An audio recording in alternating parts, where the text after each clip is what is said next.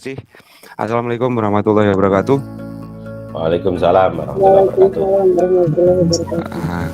Waalaikumsalam warahmatullahi wabarakatuh. Mohon maaf sebelumnya jika sinyal di Jenggawah kurang mengenakkan, kurang membuat nyaman. Kami dari kelompok 3 terdiri dari 4 tim, 4 sekawan.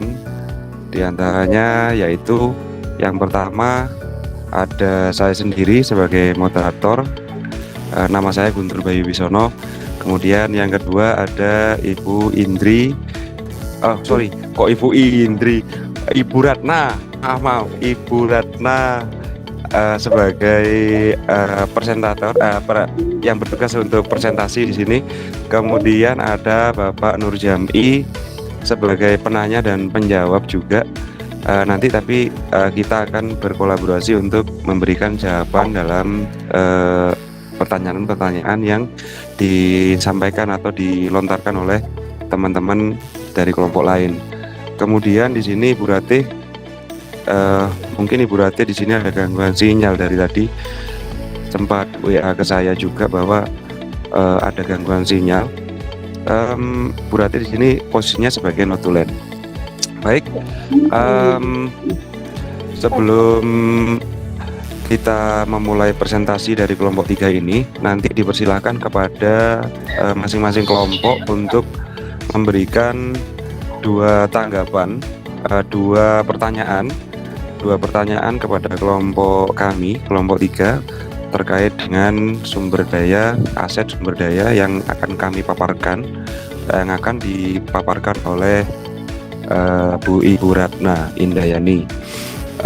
Kemudian ada satu sekali kesempatan untuk memberikan penguatan. Silakan nanti kepada kelompok lain memberikan penguatan pada kami atas apa yang akan kami presentasikan pada hari ini. Baik, untuk acara yang pertama atau untuk kegiatan yang pertama kali ini, silakan kami persilakan kepada Ibu Ratna untuk mempresentasikan apa yang sudah kami diskusikan dan kami buat kemarin. Monggo dipersilakan Ibu Ratna. Baik, terima kasih kepada Bapak Guntur. Assalamualaikum warahmatullahi wabarakatuh. Waalaikumsalam. Waalaikumsalam warahmatullahi wabarakatuh. Sebelumnya, apakah suara saya jelas? Jelas. Baik, Bapak Ibu sekalian, pada kesempatan kali ini saya akan mempresentasikan hasil dari diskusi kelompok 3, yaitu tentang aset sumber daya Sekolah Merdeka. Ini kami pakai nama Sekolah Merdeka. Izin share screen.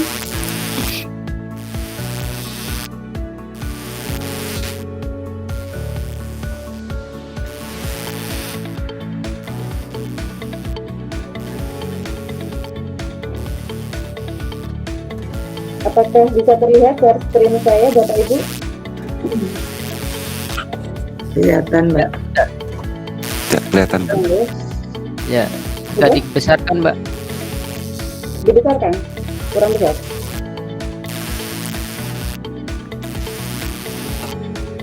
Kurang besar? Sudah cukup. Sudah cukup. Oke. Baik, saya akan memulai presentasi kelompok 3, aset sumber daya di Sekolah Merdeka. Aset atau modal biotik dan abiotik ini diperoleh sesuai dengan kondisi lingkungan, sehingga tujuannya adalah kita nanti dapat mampu untuk membuat perencanaan dan tindak lanjut untuk menciptakan sekolah yang kita impikan. Ada 7 aset yang akan kami bahas. Yang pertama yaitu modal manusia, ya, atau aset manusia. Nah, di sini terdiri dari beberapa bagian. Yang pertama adalah aset guru. Guru di Sekolah Merdeka ini sudah profesional dan memiliki kualifikasi S1 linier dengan mapel yang diampu, yaitu sebanyak 30 guru. Ada 3 guru yang belum linier karena memang belum ada kualifikasi lulusannya, seperti guru prakarya, kemudian guru bahasa daerah, dan guru prakarya dan guru bahasa daerah, ada 3 orang. Nah, karena memang belum ada kualifikasi lulusan sesuai dengan mapel tersebut. Kemudian kualifikasi dari jumlah guru, ada PNS sebanyak 20 orang, P3K ada 2 orang, dan GTT 11 orang. Memang untuk kualifikasi guru ini banyak guru yang sudah pensiun dan belum ada pengangkatan atau penerjunan kembali PNS gitu ya, jatah PNS untuk sekolah merdeka. Kemudian dari 20 orang guru PNS ada 19 orang yang sudah bersertifikasi dan 1 orang yang terdiri 19 orang PNS yang sudah sertifikasi dan 1 orang GTP yang sudah sertifikasi. Jadi ada 1 orang PNS yang belum tersertifikasi. Kemudian aset dari guru yang lain yaitu ada 4 guru yang menjabat sebagai ketua kegiatan MGMP, berarti guru tersebut sudah dipercaya untuk memimpin suatu komunitas. Kemudian dari segi prestasi ada 1 guru yang meraih gelar sebagai guru inspiratif versi dari Aser Smart School tahun 2021. Harapannya adalah dengan kondisi aset guru yang telah memiliki kualifikasi linier, kemudian jumlah guru yang memiliki sertifikat pendidik, ini diharapkan bisa digunakan menjadi modal dalam meningkatkan kualitas pembelajaran di sekolah. Kemudian aset atau modal manusia yang kedua yaitu murid. Jumlah siswa 701 siswa dengan berbagai potensi baik akademik maupun non-akademik. Kemudian dari segi murid ini ada ekstra unggulan di Sekolah Merdeka yaitu adanya kelas tahfidz, karena kelas tahfidz ini bisa ke depannya selain berguna bagi dunia juga berguna bagi akhirat, dan kelas tahfidz ini di mana-mana itu bisa digunakan sebagai jalur masuk ke SMA yang diinginkan gitu. Kemudian beberapa siswa berprestasi ini yang terbaru, ada 1 siswa peraih medali perunggu di Olipa tingkat kabupaten tahun 2022, 1 siswa peraih juara 1 PMR tingkat nasional tahun 2021, kemudian ada yang meraih juara 1 pembuatan komik digital tingkat nasional tahun 2021, kemudian kejuaraan wushu di berbagai kategori. Ini juara 1 tingkat nasional dan kejuaraan tenis lapangan. Jadi juga ada 1 siswa yang meraih kejuaraan tenis lapangan tingkat nasional. Kemudian dari segi orang tua dan komite. Orang tua dan komite selalu mendukung program sekolah, terutama yang pembelajaran yang berpihak pada murid. Dan orang tua ini tergabung dalam sebuah komunitas yang dinamakan Paguyuban. Dan Paguyuban ini aktif dalam mendukung program-program sekolah. Keterlibatan secara langsung orang tua siswa dalam pelaksanaan sekolah ini salah satu contohnya adalah dengan program One Man One Plan. Ini orang tua juga berkontribusi untuk menyumbangkan tanaman-tanaman di kelas masing-masing. Kemudian ada juga pengadaan pojok baca di setiap kelas. Ini juga andil atau campur tangan dari orang tua, terutama dalam hal pembiayaan, jadi di kelas masing-masing. Kemudian dari tenaga kependidikan, adanya staf tata usaha, kepala perpustakaan yang sudah memiliki lisensi, kepala laboratorium yang juga sudah memiliki lisensi, ada operator sekolah, beberapa operator di sini, Dapodi, BOS, dan operator dalam teknologi pembelajaran juga ada. Kemudian di bidang sarana dan prasarana, kesiswaan, bidang kesenian dan kebersihan, itu tenaga kependidikannya. Berikutnya modal manusia atau aset manusianya yaitu kepala sekolah. Kualifikasi kepala sekolah sudah S2. Kepala sekolah juga pernah mendapatkan penghargaan sebagai guru berprestasi tingkat nasional. Kemudian tim penilai angka kredit, kepala sekolah mendapatkan gelar atau award menjadi kepala sekolah inspiratif.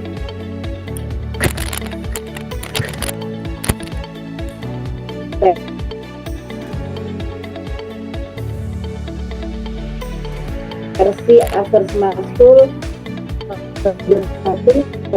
menjadi kepala sekolah, semua program sekolah.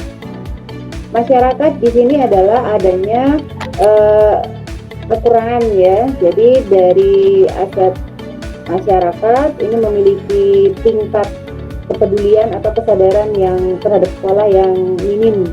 Jadi belum maksimal di modal atau aset masyarakat sekitar. Berikutnya yang kedua yaitu modal sosial yang sudah yang dimiliki oleh sekolah Merdeka adalah yang pertama bekerja sama dengan beberapa lembaga bimbingan belajar seperti SSD, Delta untuk persiapan ujian misalkan atau adanya tes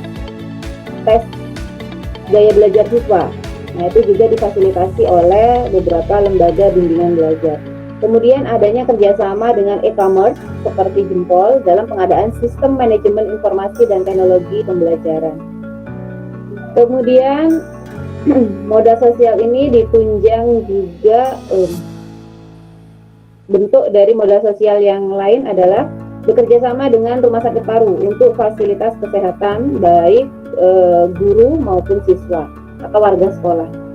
Kemudian adanya MGMP sebagai forum berbagi untuk meningkatkan kompetensi guru.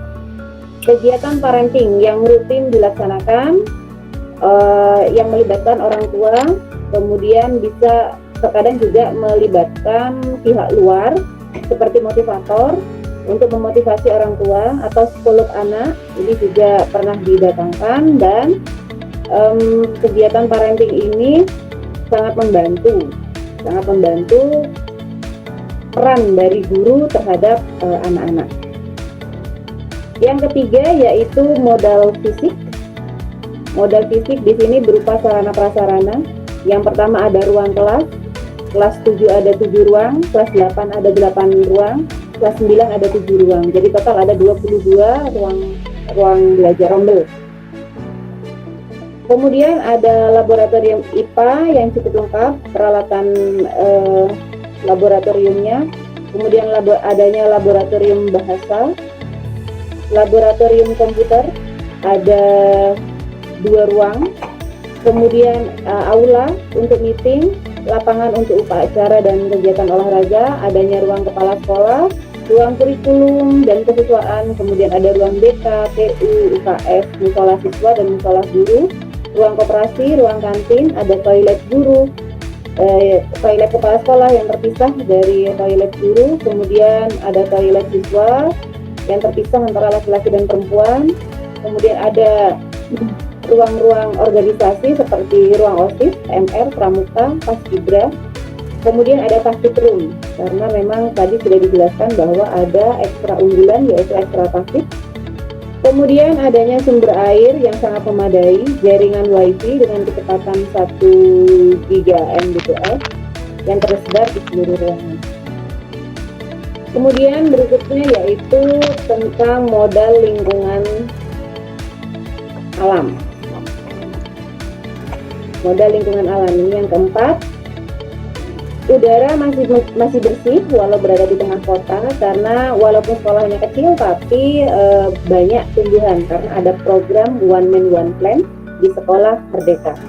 Kemudian adanya kebun kecil di belakang laboratorium IPA, kemudian sekolah bersih, adanya taman sekolah, kemudian letak geografis yang sangat strategis, pusat kota, dekat dengan kantor pemerintahan, dekat dengan sarana kesehatan, kemudian dekat juga dengan kantor dinas pendidikan. Jadi untuk koordinasi sangat mudah aksesnya. Kemudian modal yang kelima yaitu modal finansial, sebagian besar berasal dari dana BOS. Ada juga dari koperasi sekolah, kantin sekolah, karena ini sifatnya sebelum pandemi. Setelah pandemi ini kantin masih belum beroperasi. Kemudian ada paguyuban dari orang tua yang pengelolaannya diserahkan kepada orang tua. Yang keenam ada modal politik. Nah, ini kami kemarin agak kesulitan nih, modal politik itu wujudnya seperti apa begitu.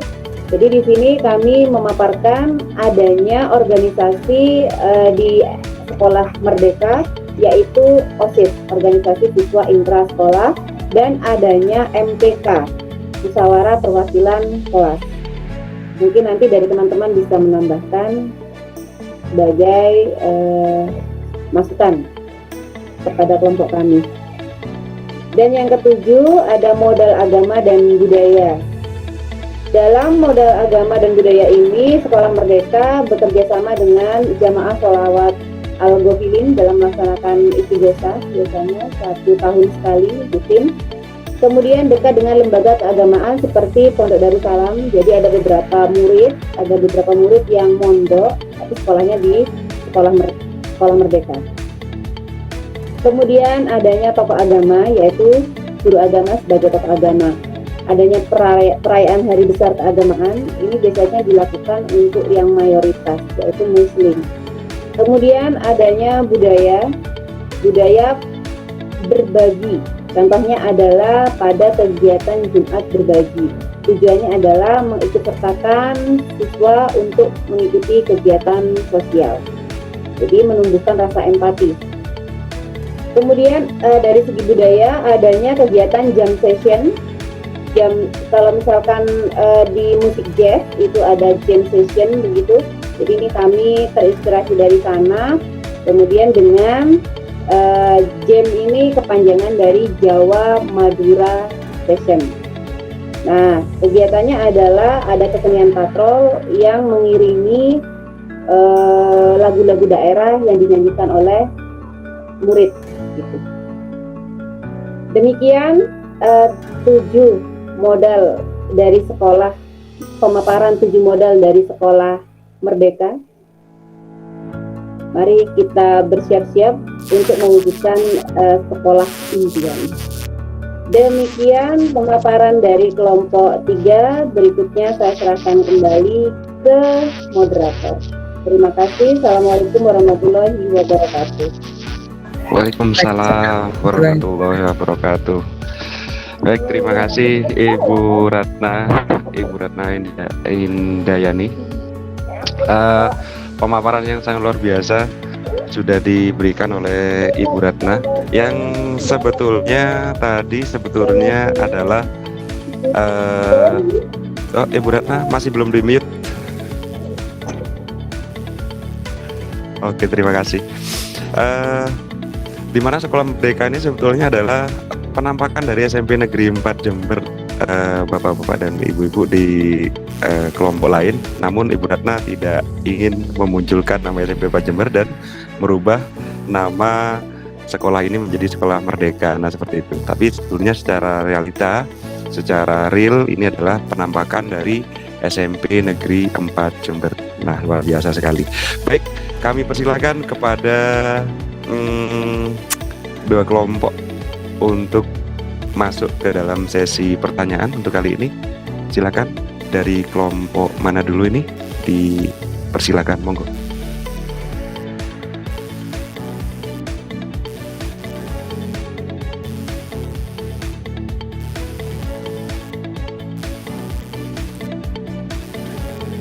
Monggo, dari kelompok 1 atau kelompok 2?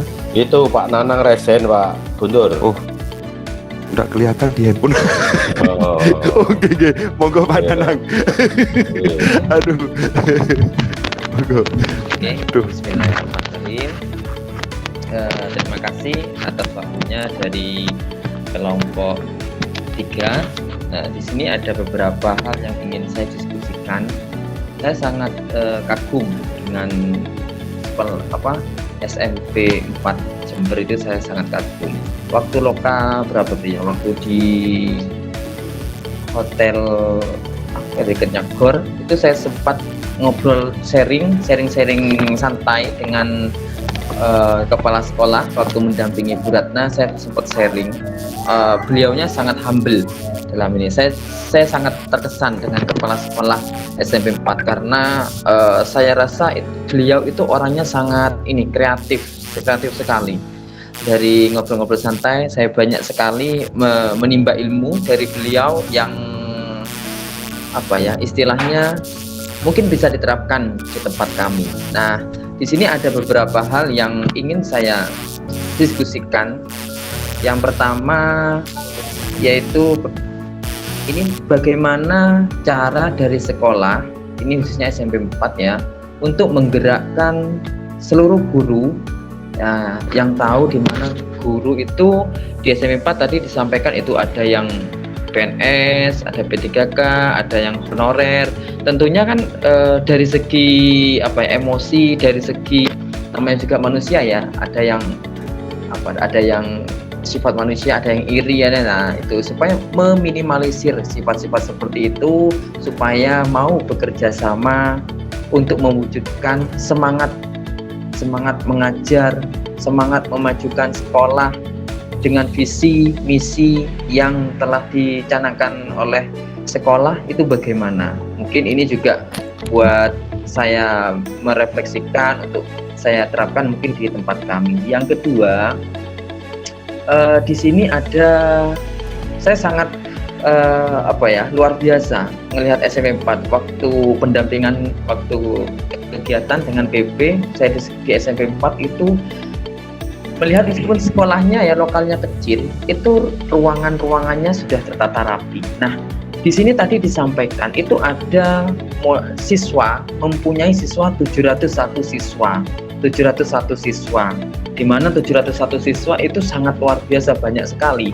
Dan saya lihat lapangannya itu kan ini ya, boleh dibilang untuk ukuran 701 siswa itu lapangannya tidak sebesar ini ya, lapangan untuk anak-anak ya. Kalau saya melihat kan kebetulan saya di SD, kalau di SD itu anak-anak yang senang itu main lari-lari, main basket, main sembarang, yang penting wis bergerak lah ya. Nah, bagaimana ini meminimal dengan lokal yang kecil, lapangan yang kecil, istilahnya itu memenuhi kebutuhan 700 siswa ini. Mungkin beda ya dengan SD ya. Kalau SD kan suka lari kemana-mana gitu. Nah, ketengan, yang gerobak sodor, yang kayak bola, basket, nah gitu-gitu. Nah, bagaimana ini supaya memenuhi kebutuhan anak-anak 701 ini dengan lapangan seperti itu. Nah, itu. Mungkin itu dulu yang ingin saya diskusikan. Oke, terima kasih. Wassalamualaikum warahmatullahi wabarakatuh. Bentar, Pak Nanang memang miring ya videonya. Videonya kok miring kayak Spiderman, Pak. Oh. Nah. Iya. Oh iya, Pak. Oh, iya. HP-nya baru di. Oke, lanjut. Oke, terima kasih. Iku mawon. Iya. Saya sampaikan. Terima kasih, Pak. Terima kasih Pak Power Nanang. Rangers. Itu kayak Spiderman. Baik, luar biasa sekali dari Pak Nanang, apa yang ditanyakan, apa yang disampaikan barusan setelah mendengarkan atau menyimak pemaparan dari Bu Ratna. Saya masih ini dari Bapak Fasilitator. Saya beruntung sekali mendapatkan fasilitator kayak Bapak Sunawan nih di sini. Udah rumahnya di Jember, terus sangat familiar sekali gitu, sangat luar biasa. Suka Spiderman gitu ya. Baik, saya lanjutkan teman-teman. Bisa saya ulang lagi dari Pak Nanang barusan, yaitu yang ingin ditanyakan kepada Ibu Ratna setelah melakukan presentasi tadi, di mana Pak Nanang setelah berada di SMP 4 Jember pada saat itu merasa kagum. Setelah itu bagaimana cara untuk menggerakkan seluruh guru dan adanya gerakan seluruh guru, khususnya banyak kualifikasi guru di situ. Seperti itu Pak Nanang ya. Bisa kami rangkum di notulen kami seperti itu nggih. Baik, untuk apa langsung dijawab atau menunggu langsung ada pertanyaan selanjutnya Ibu Ratna atau Pak Nurjami? Langsung pertanyaan selanjutnya aja nggih. Monggo dari kelompok selanjutnya, kelompok 2 nih.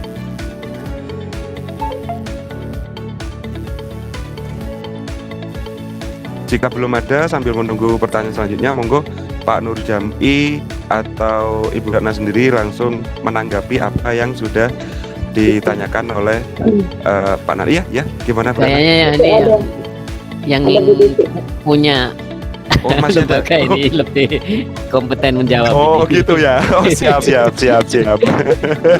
Pak Nur Jamil. Oke, monggo Bu Ratna. Nah itu ada Bu Tuti mau tanya gimana? Bu Tuti Oke. dulu atau Bu Oh, ya. Boleh, Ya, Bu Titi. pertanyaan aja dulu. Oke. Semuanya Iya. ditampung. Monggo. Mohon maaf, Monggo, nggak Bu Tuti. kelihatan di sini. Saya pakai handphone. Nggak apa-apa Pak. Maaf tuh Bu Tuti. Bismillahirrahmanirrahim. Begini, tadi kan ini ada 7 aset nggih yang diidentifikasi sebagai kekuatan nggih tadi ya. Macam-macamnya yang sudah dibacakan Bu Ratna. Pertanyaan saya dari ketujuh aset itu apakah ada aset yang paling berpengaruh dalam untuk mengembangkan sekolah atau program-program sekolah? Kalau memang ada, kenapa gitu nggih? Kalau memang tidak ada nggih, monggo dijelaskan juga. Demikian pertanyaannya singkat nggih. Semoga cukup jelas. Luar biasa. Oke, terima kasih Bu Tuti. Pertanyaan yang singkat tapi membutuhkan pemaparan yang panjang banget ini kayaknya. Bu Ratna siap-siap nih. Tapi menarik. Alhamdulillah kita berada di ruang ini. Baik, langsung ke Ibu Ratna, informasi dari Pak Nur Jamil pada yang Bau Rekso. Oke, monggo Bu Ratna. Terima kasih Pak Guntur. Saya akan mencoba menjawab pertanyaan dari Pak Nanang. Mungkin nanti yang dari Bu Tuti bisa Pak Nur Jamil. Untuk pertanyaan yang pertama dari Pak Nanang, bagaimana cara sekolah untuk menggerakkan semua guru, baik dari PNS, GTT maupun staf TU begitu ya, dan sehingga mereka mau bekerja sama untuk mewujudkan program-program sekolah. Sebetulnya begini Bapak, tantangannya itu sama saja. Kebetulan saya kan baru 2017 dan di situ Bapak Heru itu sudah menjabat sebagai kepala sekolah. Dan dari ceritanya teman-teman, Pak Heru itu kan kepala sekolah saya itu dulu sebagai guru di situ, akhirnya jadi kepala sekolah di sana. Tantangannya juga besar karena mula-mula dari teman menjadi pimpinan gitu. Ada memang beberapa teman itu yang bisa merubah seperti itu. Artinya, oh ini sekarang yang saya hadapi adalah kepala sekolah. Ada yang seperti itu. Ada juga yang menyepelekan. Jadi sebetulnya memang lika-likunya itu juga berat gitu. Tapi kenapa kok bisa membuat teman-teman itu kompak gitu? Sebetulnya kalau saya lihat SMP 4 Jember, ketika ada suatu program meluncur gitu ya, apalagi suatu perubahan atau program baru, itu sama saja tantangannya, berat. Jadi untuk menggerakkan teman-teman itu juga sebetulnya butuh tenaga yang ekstra. Artinya begini, karakteristik dari teman-teman di SMP Negeri 4 Jember, mereka itu walaupun gerundel tapi tetap dilaksanakan gitu. Itu yang bisa saya tangkap. Akhirnya ya programnya jalan, dan ketika sudah berjalan dan mereka terbiasa, nah jadi sudah mulai nggak ada tuh gerundelannya. Jadi memang perlu adaptasi. Jadi memang kelebihannya mungkin di situ ya, walaupun dengan berat hati, tapi mereka itu mau menjalankan program yang ada di sekolah gitu. Bagaimana cara untuk merangkul dari semua itu? Yang saya tangkap dari Bapak Heru itu, beliau itu bagus di komunikasi sebetulnya, karena mungkin dulu menjadi teman, sekarang menjadi pimpinan. Jadi sudah tahu karakter masing-masing. Jadi untuk biasanya itu begini, jika untuk ide atau pendapat itu biasanya yang senior yang diajak bicara terlebih dahulu. Nah, pelaksananya baru yang muda-muda, itu biasanya. Jadi misalkan kita punya ide begini begitu ya, itu pasti dikonsultasikan di forum, di mana di situ yang beride, oh bagaimana seharusnya begini, itu yang senior biasanya. Nah, kalau yang GTT atau yang masih junior, nah itu biasanya pelaksananya. Nah, kalau kita ada kesulitan, itu pasti konsultasinya di yang senior, gitu. Mungkin itu cara dari sekolah untuk menggerakkan. Memang pimpinan itu penting ya, artinya komunikasi pimpinan terhadap ini penting sekali. Dan itu saya belajar banyak dari kepala sekolah saya. Jadi beliau itu bisa menjembatani antara senioritas dan junior gitu.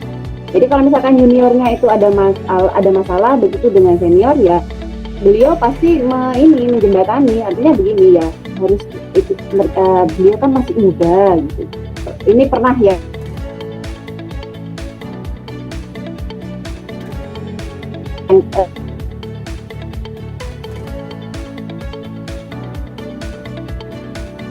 saya yang alami gitu ya, karena saya masih emosi meluap-luap gitu.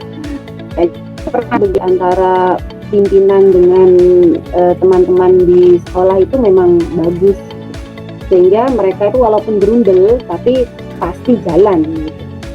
Kemudian yang kedua, bagaimana mengelola lapangan yang kecil untuk 701 siswa. Nah, ini kami sebetulnya sebelum pandemi itu kalau upacara itu bisa terpenuhi. Artinya ada yang di lantai atas, ada yang di lantai bawah, tapi di terasnya yang melingkar itu ada yang di lapangan. Tapi ada yang kedempetan. Kita nggak bisa lencang kanan itu nggak bisa. Jadi harus setengah. Tapi alhamdulillah bisa memenuhi itu untuk upacara. Kalau misalkan untuk kegiatan olahraga itu kan tidak berbarengan. Jadi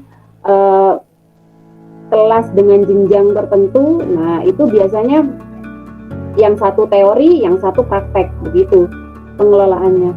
Atau kalau misalkan ada materi yang memang memungkinkan lapangan itu dibagi menjadi dua, misalkan ada di kelas 7A dengan kelas 9A misalkan. Kalau dilihat materinya, kalau materinya memungkinkan, maka Bapak guru PJOK, Bapak guru di PJOK itu koordinasi. Sekarang kan mau menerangkan apa? Yang ini menerangkan apa? Kira-kira kalau satu lapangan itu bisa dibagi dua, oke, dibagi dua. Kalau memang tidak bisa, nah itu biasanya satu teori, satu praktek, gitu Pak. Jadi pengelolaannya seperti itu sih, hanya koordinasi antar guru mapel. Dan sudah bisa dipastikan karena gurunya dua, maka nggak mungkin lapangan itu dalam satu hari, dalam satu waktu ada 3 kelas, maksimal 2 kelas. Karena guru PJOK-nya memang hanya 2. Gitu. Mungkin itu yang bisa saya jelaskan. Monggo saya kembalikan ke moderator. Baik, terima kasih Bu Ratna sudah memberikan jawaban yang jelas gitu ya. Jawaban dari Bu Ratna barusan yaitu bisa saya rangkum di sini nggih. Bapak KS melihat dari pertanyaan dari Bapak Nanang tadi, Bu Ratna menjawab adalah Bapak KS berasal dari produk lokal, yaitu produk lokal SMP Negeri 4 Jember. Kemudian Bapak KS ini konsisten untuk melakukan komunikasi, kemudian koordinasi dan sifatnya merangkul semua lini. Nah, contohnya mengkolaborasikan antara senior dan junior dalam pelaksanaan sebuah program.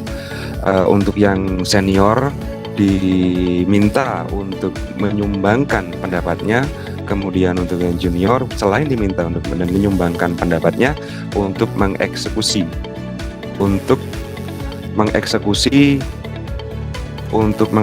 program secara langsung. Nah itu.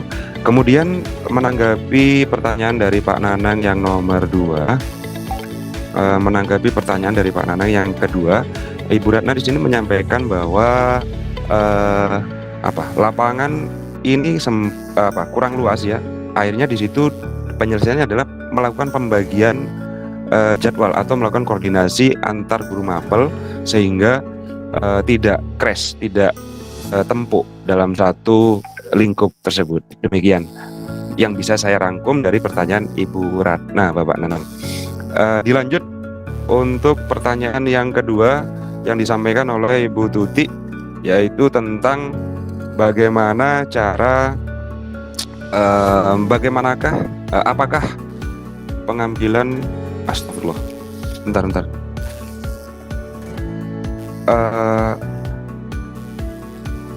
bagaimana cara apa yang paling berdampak apa yang paling penting untuk pengembangan SMP Negeri 4 Jember yang paling penting ya, seperti itu. Monggo Ibu Ratna atau Pak Nurjami nanti menambahkan karena ada yang perlu ditambahkan mungkin Pak Nurjam ini sepertinya.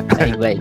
Baik, terima kasih Pak Guntur. Saya akan mencoba menjawab. Tapi sebelumnya mungkin ada tadi kan belum ada balikan atau tanggapan dari Pak Nanang.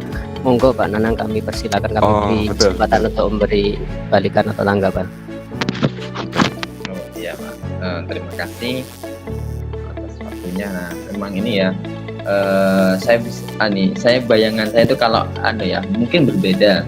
Anak SD sama anak SMP pasti berbeda. Kalau anak SD itu ketika istirahat ya wis berhamburan gitu di lapangan, lari-lari, kejar-kejaran, main gerobak sodor, ada yang main engklek, ada yang main betengan, ada yang mungkin kalau anak SMP mungkin dari kemarin Bu Ratna mungkin berbeda. Mungkin kalau SMP mainnya di kelas, main TikTok mungkin di kelas ya. Jadi nggak ada lapangan, nggak main lapangan mungkin ya. Mungkin bagi saya cukup mungkin ya tentang jawaban dari Bu Ratna, terutama yang nomor 1 itu mungkin bisa saya serap itu dari jawaban Bu Ratna, mungkin bisa saya praktekkan ke depan.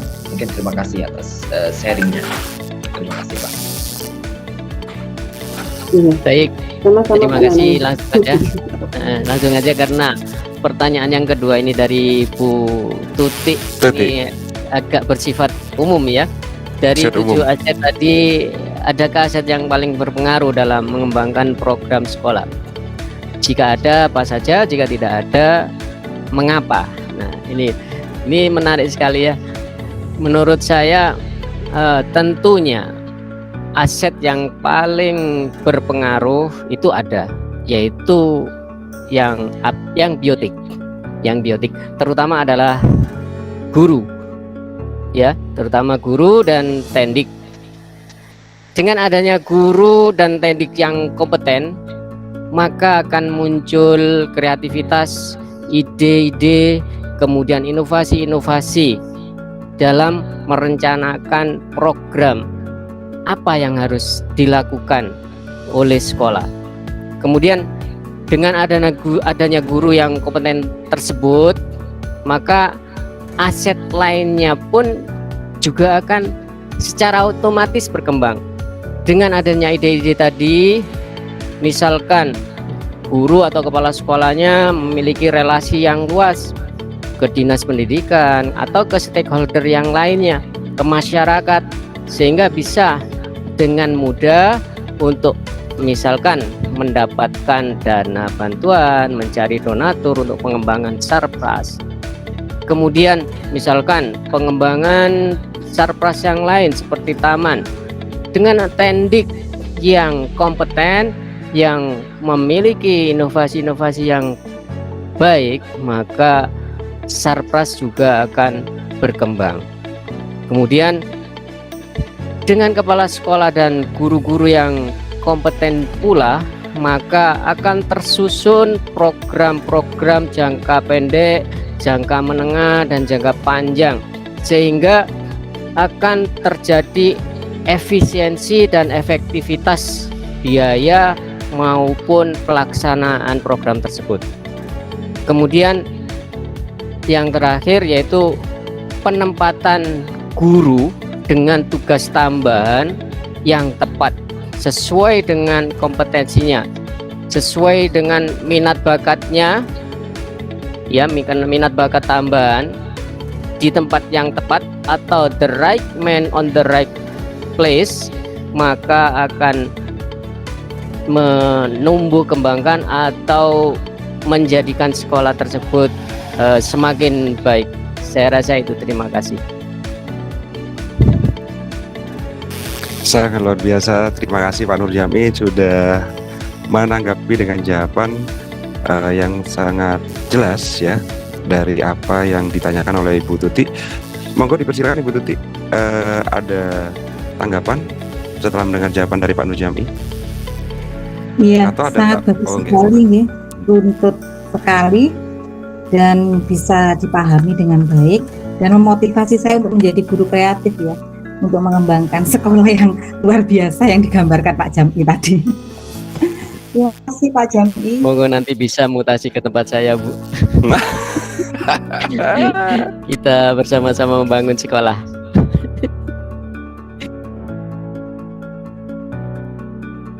Monggo Pak Guntur, dilanjut Pak Guntur. Baik. Monggo mutasi ke tempat saya. Ini sangat profesional banget dan sangat masif sekali ini.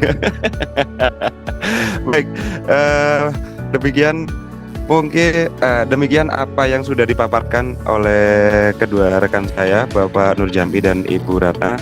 Kemudian apa yang sudah ditanyakan oleh Ibu Tuti dan Bapak Nanang, sekaligus juga tanggapan setelah mendengar jawaban dari Bapak Nur Jambi dan Ibu Ratna.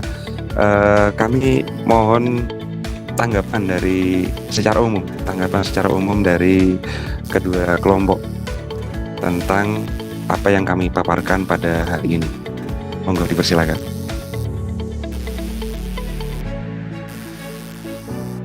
Pak Agus Hendi, Pak KS yang baru, monggo ya, monggo Pak.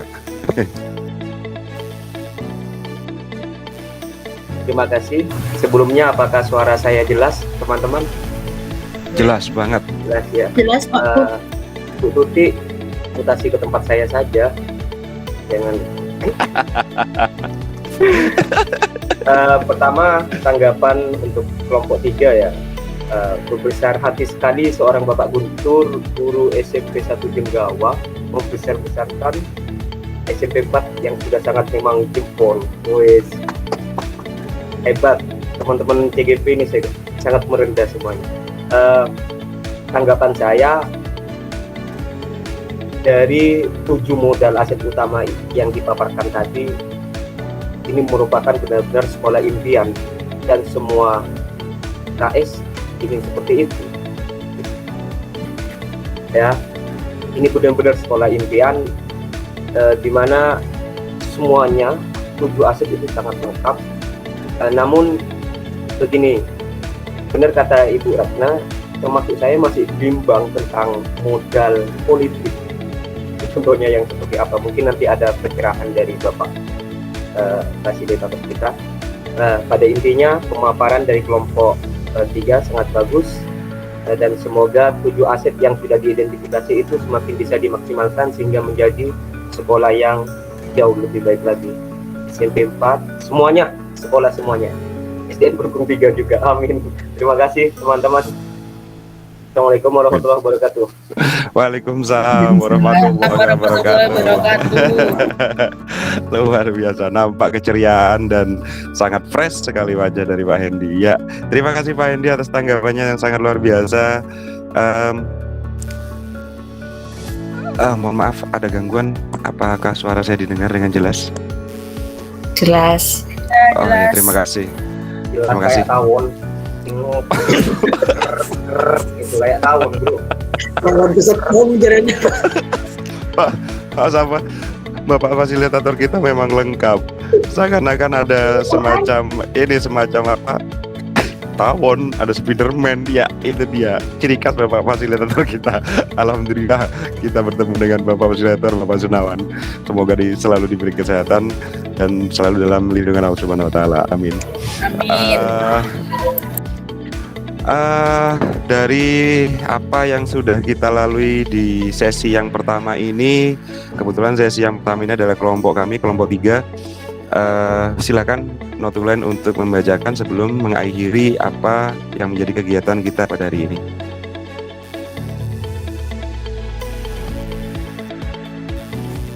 Waduh, gangguan ya kayaknya ya Bu Ratih ya. Atau teman yang bisa mewakili Bu Ratih.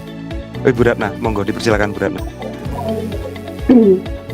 Baik, saya akan membacakan notulen pada diskusi yang pertama, yaitu yang pertama pertanyaan dari Bapak Nanang, bagaimana cara sekolah untuk menggerakkan semua guru baik yang PNS, GBT maupun GPT supaya mau bekerja sama satu dengan yang lain. Intinya adalah yang pertama, terjalinnya komunikasi yang baik antara KS dengan teman, kemudian merangkul KS berusaha untuk merangkul baik yang senior maupun yang junior, adanya kolaborasi antara senior dengan junior di mana senior dan junior itu dimintai ide atau pendapat dan juniornya yang mengeksekusi jika seniornya itu tidak bisa untuk mengeksekusi begitu. Mungkin karena keterbatasan misalkan di bidang IT begitu. Kemudian karena KS mungkin berasal dari sekolah, jadi yang mula-mula guru menjadi kepala sekolah ini juga merupakan modal sebetulnya untuk menjalin komunikasi dan mengetahui karakter dari teman-teman di sekolah tersebut. Yang kedua, pertanyaan dari Bapak Nanang, bagaimana cara mengelola lapangan yang kecil untuk 701 siswa? Yaitu yang pertama, jika digunakan untuk upacara, maka menggunakan 2 lantai. Ya, walaupun jaraknya sangat berdekatan. Untuk pelajaran PJOK, adanya koordinasi dari 2 guru PJOK. Apakah bisa melaksanakan pembelajaran di satu lapangan atau tidak? Itu jawaban dari saya. Kemudian pertanyaan yang kedua yaitu dari Bu Tuti, dari ketujuh aset, manakah yang paling berpengaruh? Bapak Anti Jam'i menjawab yaitu aset biotik. Aset biotik di sini adalah guru dan tenaga pendidikan. Dengan guru dan tenaga pendidikan yang berkompeten, maka akan muncul ide dan inovasi untuk membuat program sekolah, baik program rencana jangka pendek, jangka menengah, dan jangka panjang. Dengan guru dan pendik yang kompeten, maka aset lainnya juga otomatis akan berkembang. Kemudian penempatan guru untuk tugas tambahan disesuaikan dengan kompetensi dari guru tersebut. Istilahnya adalah the right man in the right place. Nah, itu yang bisa kami sampaikan dari Notulen. Terima kasih, saya kembalikan ke Bapak Guntur. Terima kasih Bu Ratna. Demikian teman-teman sudah dibacakan notulen pada sesi yang pertama ini. Kami dari kelompok 3 mengucapkan banyak-banyak terima kasih atas respon dan berbagai ide, masukan. Salam sehat selalu dari kami untuk teman-teman sekalian, sama Guru Penggerak Indonesia. Saya akhiri, saya sebagai moderator mengucapkan terima kasih sekali lagi. Assalamualaikum warahmatullahi wabarakatuh. Waalaikumsalam. Baik, luar biasa. Kasih oplosan ya untuk kasih aplaus ya untuk kelompok 3. Oplosan. Pak Guntur ya oplosan. Keterucut dia barusan ya. Nggak tahu lidah ini kok gampang. Luar biasa ya untuk kelompok 3. Di sini saya tidur. menarik ya, cukup menarik itu di modal politik ya. Di sini apa yang disampaikan dari 7 modal tadi sangat luar biasa dari SMP 4 ya, sekolahnya Bu Ratna. Nah, ini modal politik ya, kepala sekolahnya di kelompok MKKS ya, dia bisa mempengaruhi ya, bisa berpengaruh pada kelompok kepala sekolah SMP itu yaitu MKKS ya. Dan di sini lebih yang lebih spesifik ya, lebih detail di itu tadi ya, Jumat berbagi. Kalau di SD itu kadang ada semacam yang namanya jimbitan dan sebagainya. Nah, ini saya kira model-model seperti ini yang perlu kita kembangkan, apapun namanya ya, intinya kan kita melatih anak ya untuk rasa sosial yang tinggi, untuk saling berbagi. Itu yang terpenting, karena pendidikan sejak dini itu akan lebih melekat ya, ketimbang kita mendidik orang yang sudah dewasa, akan paling ya hanya yang katanya sekarang itu apa itu ya, istilahnya hanya pamer dan sebagainya. Tapi kalau itu memang sudah diajarkan sejak dini, maka akan melekat pada jiwa anak tersebut. Itu sangat baik sekali, bisa menginspirasi ke sekolah lain. Namun juga perlu dimaklumi ya, bagi teman-teman yang dari SD ya, kalau SMP minimal ya ratusan lah, paling enggak jumlah siswanya ratusan tadi sampai 700 dan sebagainya. Tetapi tidak menjadi istilahnya penghalang bagi kita untuk selalu mengelola sumber daya yang ada itu dengan baik. Seperti yang saya katakan kemarin, ya kita jangan merasa kurang ya, aduh saya tenaga pendidiknya saya kurang, sarpasnya saya kurang. Tapi justru sebaliknya, bagaimana memaksimalkan kekurangan sumber daya yang ada itu. Nah sekarang pun ya mungkin juga agak terkejut ya bagi teman-teman SMP ya yang diangkat menjadi kepala sekolah di SD ya. Ya, Betul. agak terkejut ya. Wah, neng SD kok muridnya cuma sedikit, ada yang kurang dari 100 dan sebagainya. Tapi itu tidak menjadi masalah. Toh yang kita kelola sama-sama siswanya, kita beda jumlah saja ya. Beda sarana prasarananya mungkin ya. Yang apalagi SMP yang di kota, kemudian guru tersebut mendapat tugas sebagai kepala sekolah di SD yang letaknya di pinggiran ya, pinggiran. Tapi saya justru saya justru tertarik, menarik ya, menurut saya itu justru menarik. Saya termasuk di kecamatan saya itu ada 1, 2, 3, 4, ada 4 ya yang dari SMP. Nah kita lihat saja nanti actionnya bagaimana. Mudah-mudahan ini akan terjadi kolaborasi ya, terjadi kolaborasi antara SMP dengan SD, walaupun tatarannya itu beda ya, tetapi yang sumber daya yang kita kelola adalah sama. Demikian, sekali lagi kasih aplaus ya untuk kelompok 3. Terima kasih kelompok 3, luar biasa.